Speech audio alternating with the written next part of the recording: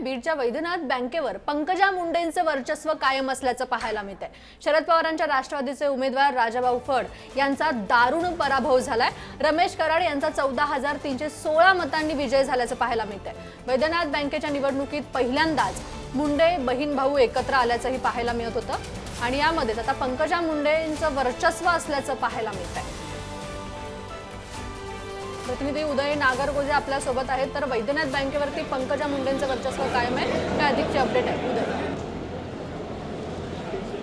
एकनाथ मुंडे यांच्या वर्चस्वाखाली असलेली ही बँक होती आणि त्यानंतर पंकजा मुंडे यांच्याकडे वारशानं या बँकेचं नेतृत्व आलं होतं। आपण जर पाहिलं तर या बँकेच्या संचालक मंडळात माजी खासदार प्रीतम मुंडे या देखील बिनविरोध विजयी झाल्या होत्या।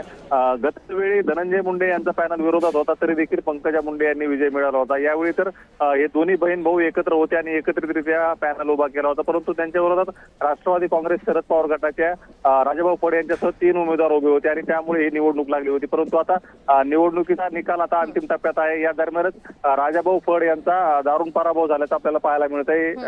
पंकजा मुंडे यांच्या पॅनलचे जे उमेदवार होते कराड ते मोठ्या मताधिक्याने विजयी झाले। ते एकंदरीत जर आपण पाहू शकतो की कशा पद्धतीने सहकार क्षेत्रात देखील आता परळीच्या असेल बीडच्या असेल पंकजा मुंडे यांनी आपलं वर्चस्व सिद्ध केलंय। एकंदरीतच या बँकेच्या निवडणुकीच्या दरम्यान मोठी चर्चा होत होती, परंतु आता या सगळ्या चर्चांना पूर्णविराम मिळाला असून बँकेवर पुन्हा एकदा पंकजा मुंडेंचं वर्चस्व पाहायला मिळत आहे। धन्यवाद उदय, तुम्ही दिलेल्या या माहितीसाठी। बातमी बीड मधून आहे।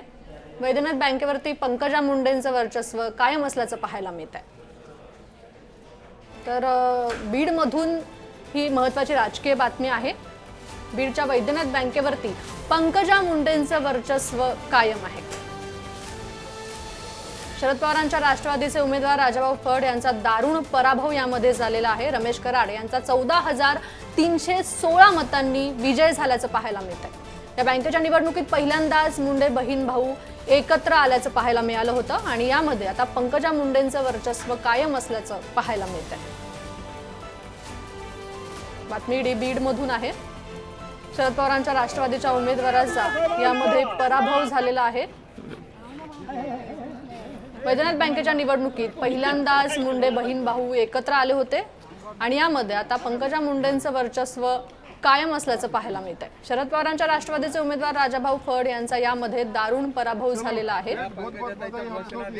रमेश कराड यांचा 14,316 मतांनी विजय झालाय। मुंडे जनसेवा पॅनलला आणि पंकजताई मुंडे ताई आणि धनुभाऊच्या पॅनलला दणदणीत विजय मिळालेला आहे। 95% पुढे आमच्या पॅनलला मतदान मिळाले आहे। एक निकाल आता भटकेमुक्तमधून निकाल लागलेला आहे आणि पुढचा पण निकाल असाच लागण्याची शक्यता आहे। शरद पवार गटाचे उमेदवार या निवडणुकीमध्ये रशी केस बिलकुल नव्हती। 3 डिपॉझिट जप्त झालं त्यांच्या उमेदवारांचं।